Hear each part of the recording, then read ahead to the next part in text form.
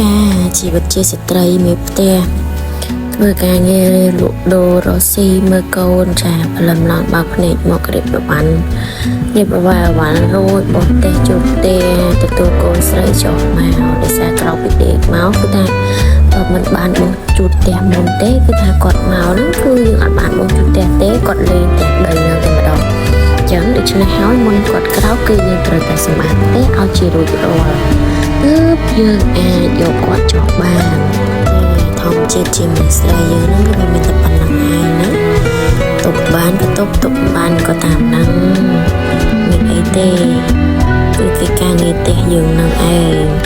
បើថាអ្នកខ្លះគេសំណាងទៅគេក៏មិនបានធ្វើទៅណាតែយើងបានប៉ុណ្ណឹងក៏ថាទុកថាគ្រាន់ដែរធ្វើយ៉ាងម៉េចទេមកជួបផ្ទះកុំភ្លេចដាក់សាប៊ូផងណាមេរោគច្រើនណាស់ឥឡូវនេះដីហុយរហូតនិយាយថាមួយថ្ងៃគិតតែពីដីបោះជួចរាល់ថ្ងៃដីឡើងព្រលឹមឡើងក្រាស់ឲ្យខ្មឹកបោះអាល្ងាចមកហ្នឹងក៏ព្រលឹមឡើងដីក្រាស់ខ្មឹកដែរហើយមិនដឹងជាមកពីណាពីណីអូវាខ្យល់វិញចាចង់បោកឲ្យបានអស់ហើយ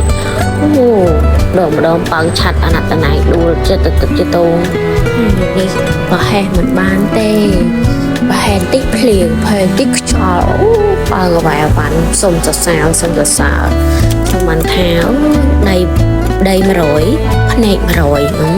អ្នកសាច់ហើយនិយាយពីថាអីក៏យ៉ាប់ដែរចាការលក់ដូររស៊ីក៏វាស្ងាត់ណាហើយសេដ្ឋកិច្ចវាធ្លាក់ចុះហើយអវ៉ាន់ក៏ឡើងថ្លៃអូហើយនិយាយពីថាបញ្ហាផលិតផលវិញវាសពគ្រប់តែម្ដងគឺសពគ្រប់នឹងអស់ពីមានអានេះមានអានោះអស់ពីមានអានេះមានអានោះអញ្ចឹងយើងលក់ដូររស៊ីអីនិយាយពីថាវាកលៈទេសៈពេកចាំហ្មងអានោះឡើងថ្លៃអស់ហ្គាសអីចឹងឥឡូវនេះនិយាយពីថាលក់ស្អីក៏វាមានបញ្ហាលក់ស្អីក៏មានបញ្ហាដល់ពេលអញ្ចឹងពេកយើងលែងដេកប្រវាក់ចិត្តទៅយើងតាមតាណាសាច់គ្រឿងយើងណាសាច់គ្រឿងយើងហ្នឹងគឺថាមកជៀនពងញ៉ាំជាអាហារពេលព្រឹកដោយសារឥឡូវហ្នឹងកំពុងតែមានគម្រោង diet នោះអញ្ចឹងយើងមានតែពងមាន់ហ្នឹងឯងប្រឡំឡើងពេលពុកពងមាន់ចាជាការស្រេចអីយ៉ាឥឡូវឃើញបងអូនឥឡូវមកដល់មកភ្លៀងទៀតទេដល់មកគឺភ្លៀងតែម្ដង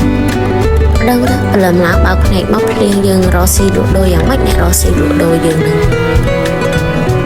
អើយជីវិតគឺថាអញ្ចឹងណាអស់ពីមួយចូលមួយបើកភ្នែកមកគ្នាភ្លៀងអត់មានអាណិតរសូរអ្នកលក់ដូររកស៊ីអីសោះលោកតាទេវតាហើយឲ្យគ្នាបានចាំយប់អីណាចាំភ្លៀងថាបើភ្លៀងយប់ទៅវាលិចផ្ទះទៀតយើដូចពេកដែរណាយប់ឡើងតែប្រហែលដេកលក់បាត់លេចបាត់ទៀតត្រូវ